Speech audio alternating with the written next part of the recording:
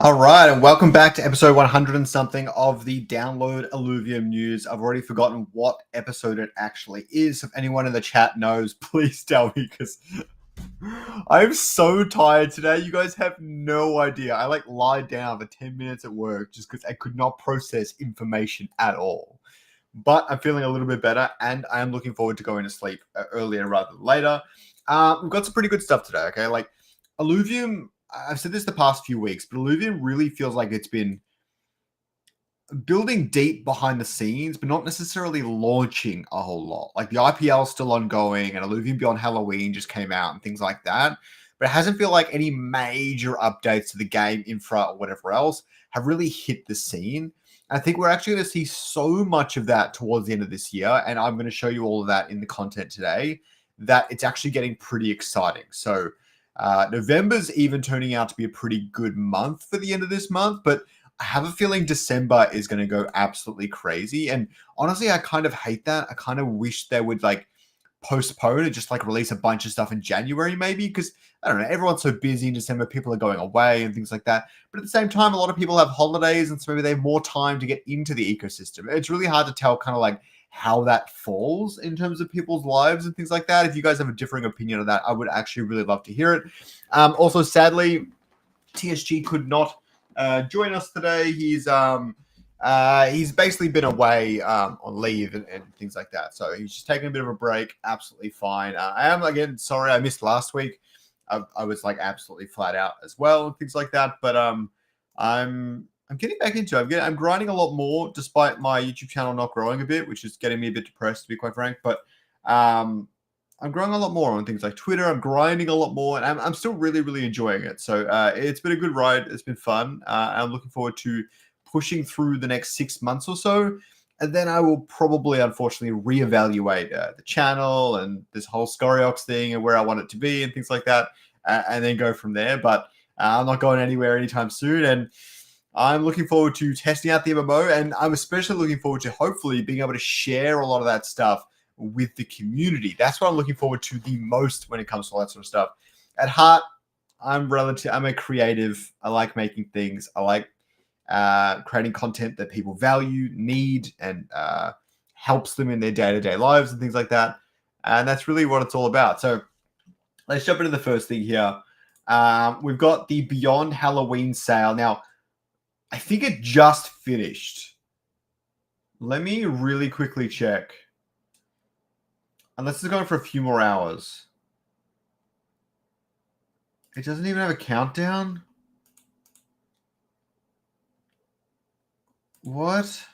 Oh, it ends in 8 hours. Okay, so it ends in 8 hours from now. Each Halloween disc has 2 exclusive Halloween Illuvatars, ultra rare pools, and all the rest of it. Don't miss your chance to claim these limited edition Illuvatars. If you want to get that special drone blast, you're going to need to buy 50 discs. I'm honestly hoping to buy it off the secondary market. We'll see how we go. I appreciate it, Captain Reese. How's it going, man? But yeah, so if you want to get involved in that, now you have 8 hours left to do so. So I highly recommend checking that out if you haven't already and if you want to participate. The other thing is the Illuvium portal, a new era of news and readability. So they've done a whole new blog section on the Illuvium website, faster, cleaner, and built for how you actually need. We're going to check it out in just a second. Has a mobile-friendly design, which is really good to see. Rich storytelling with videos, highlight cards, and flexible layouts. So that's good to see. Faster load times, which is good. The Illuvadex's biggest problem is their slow load times. I'll just put it that way. Legacy posts migrated over time. And this isn't just a redesign, it's a better way to follow the Illuvium journey. If we check it out really quickly here. Oh, wow. It's a blog about blogs. That's actually so funny. Old news section, the new news section, definitely more readable. Really cool. It's got some links and things like that, it looks like, which is pretty cool to see. Flexibility is freedom. So there's some really good cards and modular systems inside it. Performance isn't a buzzword and things like that. So yeah, it shows off different things like performance score for what?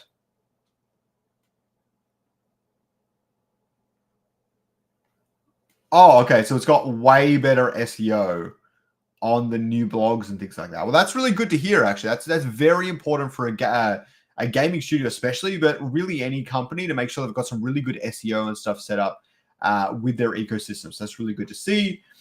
I think I'm in the news section right now. If I click news here, You can see, probably bring that to 100. We can see we've got the blog for that. We've got the arena update, testnet update beyond Halloween regarded things. So it looks pretty good. I actually really like, this is a format I'm probably going to steal myself. I've never really seen this before, to be honest, where the latest news thing is like giant, because obviously it's the latest thing. It's probably what you want to see. And the next 4 are all medium size, and then everything else is small, because that's all the old stuff. You most likely don't need to click through it. And if you do, it's all still here and things like that. It's a really good setup UI-wise. I personally never really seen it before, but it seems obvious now in hindsight, and I really like that. So whoever came up with that, you did a really good job. Love to see that. Also, the events, we've got the Daydream tournaments, Illuvium Council's Voice and Play, IPL Sit and Go qualifier again this weekend, of course. Qualified to 11 a.m. for me in Melbourne. And then we've got the main tournament and everything like that, and some Leviathan regarding things. I think they're the main event things. All the qualifying players were determined and stuff like that. So good to see that. We've also got some leaks from Roger, which is really good to see. I tried to download this one, but it's .mov file, which does not play nice with my browser. So we're just going to play it in here.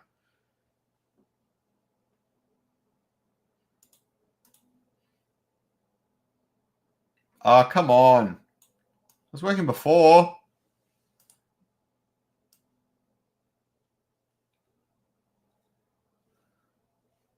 All right.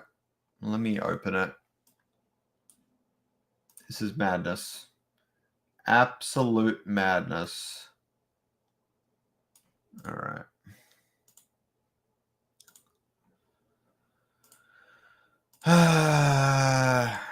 Why we can't have nice things.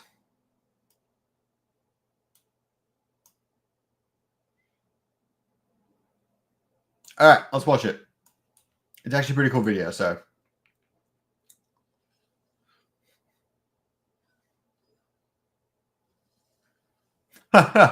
It's actually so good. It's actually like, this sort of stuff really makes the game, especially something like an MMO where everyone has different abilities and you really want that to translate into the feel and enjoyment of the game. So I think that's really, really cool.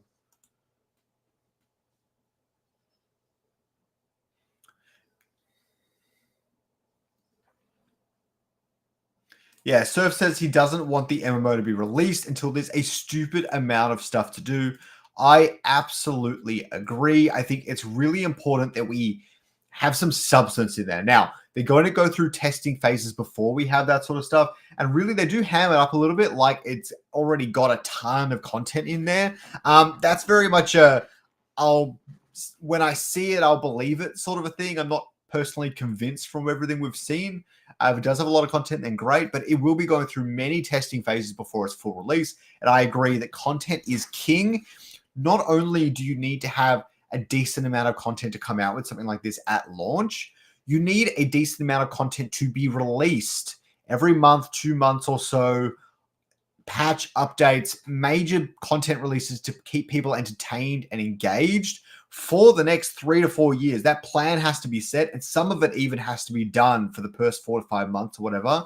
You need to have all of that prepared, and if that's not, that is a big problem as well. Almost as big as not having enough content at launch, because really, even if you manage to create a bottomless pit of some kind, it still doesn't, it's not really the same as releasing new content, people being able to try new content.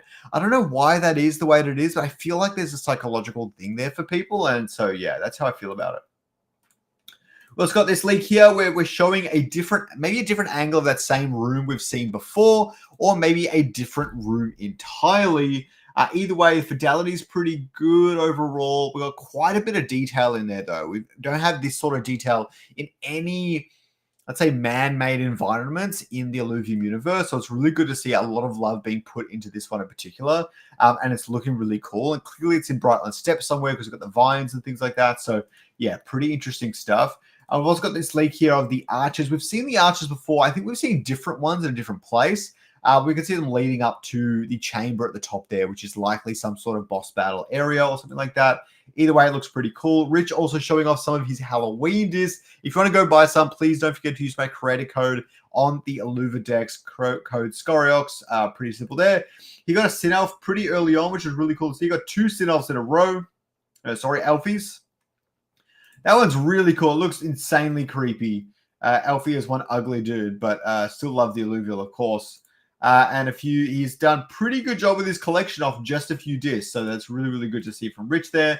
Also got Kieran commenting that there's normally he suggests that there's a 2 to 3 month lag on price outside of the quality of, I don't want to say marketing, but like updates, communication, and things like that. He seems to suggest there's a 2 to 3 month lag on price. It'll be interesting to see if that plays out. I definitely think about 2 to 3 months ago, Illuvium started their process of kind of putting things out.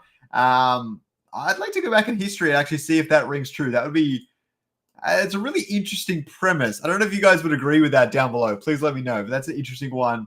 He says they've been sharing the MMO. People are excited. Staking V3 is launching very soon as well. We've also looked at this where he's saying thanks for the proposal above about how to make things more, he suggests pay to win, but more how make ownership a lot more important, things like that. And he says they're working on some changes which will be proposed shortly regarding all this. And he did mention a lot of stuff regarding making the Leviathan Arena more at the heart and soul of Illuvium in a way that it hasn't been before. And he talked about that in the town hall, so that's what he's referring to here as well. We've also got Kira talking here about he's trying to decide which message to reply to, as they're all different versions, same thing. But they said they have a smaller team on the arena now, and we want to keep shipping updates, so there will be some bugs now and then. He plays daily, and he's noticed some new frustrating ones, but a lot are already fixed and will come in the next update. The reality is we need to switch our focus to the overworld, but that's the thing that's best for the project overall. So he's keeping down on that. A lot of pivoting has caused damage and issues to Illuvium in the past, and I don't think Kieran's going to be making that mistake again. So I think this is a component of that. He's laser focused on what he wants to achieve or when he wants to achieve it, and he's not really going out of his way to do all this other stuff anymore, which I'm personally very happy to see. Surf on the other side thing, I haven't tried it yet. I want to try it at some point, but I haven't tried it yet. Is it on Epic Games? You could tell me.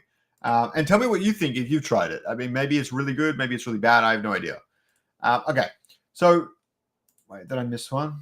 No, it's all good. Okay, so the next one here we've got from Neil from Stuff. They said they've disabled some of those regions that are really buggy on prod. They're aware of their issues, and so in prod you won't see them. And they're going to update testnet so that those regions no longer appear as well. So they've got an eye on some of the major bugs that are currently plaguing the arena. He also says that the update will remain in Sepolia until they're fully confident in its stability and free of significant bugs. Once verified, they'll deploy it to prod. I want to see it come to prod. I don't give a fuck, but I'm just excited for it. I think it's a pretty good update, but I don't have a whole lot of time to play arena at the moment anyway, so it's not too bad. He is excited about the increased snappiness from shorter game durations, and they're eager to hear our feedback. I played one bots game in the testnet build, and it was awesome. It's actually so much better now. I kind of like how it all ends really, really fast. Like, they say snappier, but all 8 players are kind of there, the 20-minute mark. And then at about 25 minutes, you've got maybe 5 players left. And then within 2 or 3 minutes after that, just everyone's gone. It happens in 2 rounds, and everyone starts getting knocked out. It stays really balanced up until the end. It's really interesting. And it makes for more interesting matches for sure. A little bit more RNG, but interesting matches overall. So we've got some good discussions happening at the moment. Nasty posted a proposal regarding an alluvial collection tree. Okay, we'll take a really brief look at this.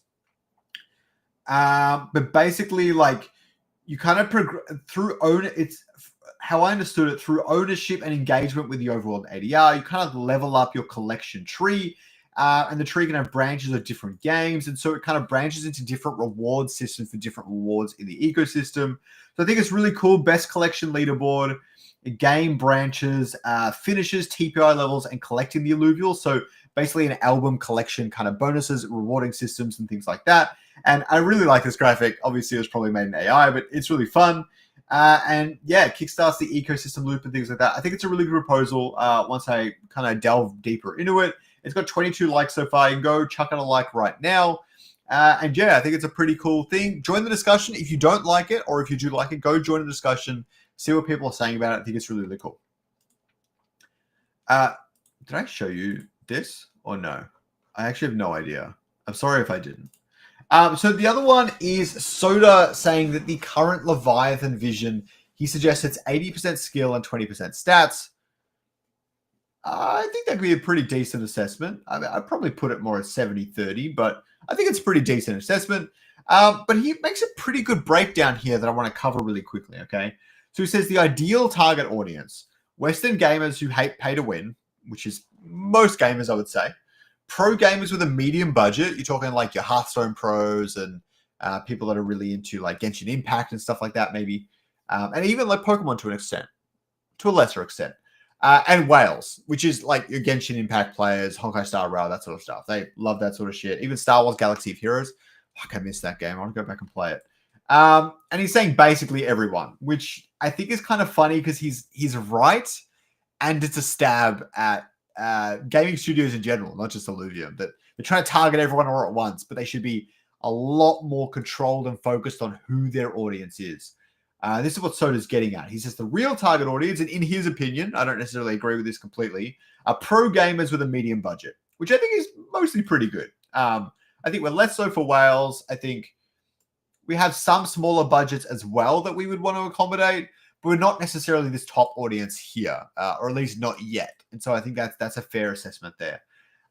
He says Wales are selling their collections currently right now. Anti-pay-to-win gamers pretty much not interested right now and probably won't be ever. And trying to please everyone, we're pleasing almost no one. I agree with that.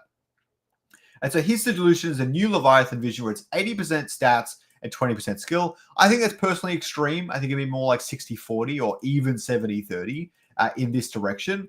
But I would like to see the collecting side of things become more relevant in the Illuvium ecosystem. I think this is one way to achieve it, so I don't necessarily disagree with this or anything like that. And he thinks Leviathan should be unapologetically pay to win. Pay to win's a strong term in that sense, but I kind of get it.